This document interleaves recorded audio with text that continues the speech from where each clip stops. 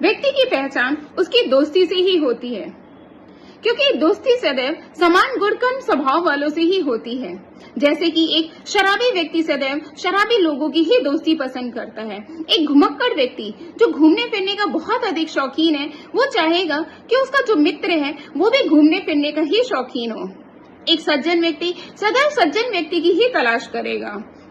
ऐसा समाज में अक्सर देखने को भी मिलता है कि जब हम किसी व्यक्ति की मित्र मंडली से मिलते हैं तो हम क्या देखते हैं कि उस मित्र मंडली में जितने भी व्यक्ति होते हैं उन सबकी रुचि एक जैसे कार्य को करने में ही होती है। इसलिए हम कह सकते हैं कि व्यक्ति सदैव समान गुणकर्म स्वभाव वालों से ही दोस्ती रखना पसंद करता है।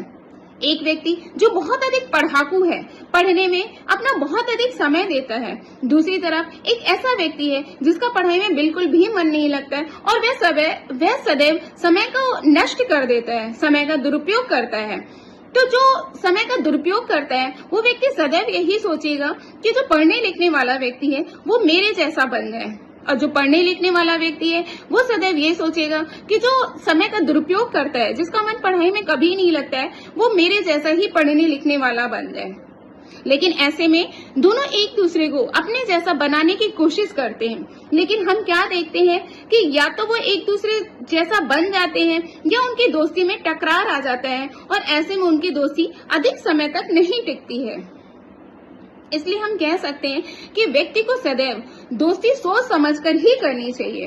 जैसे कि एक बहुत कुटिल व्यक्ति है, उसका सदैव कुटिलता में ही मन लगता है, बहुत चालाक है, बहुत होशियार है और अक्सर हमेशा बुरे कार्यों में ही रुचि लेता है।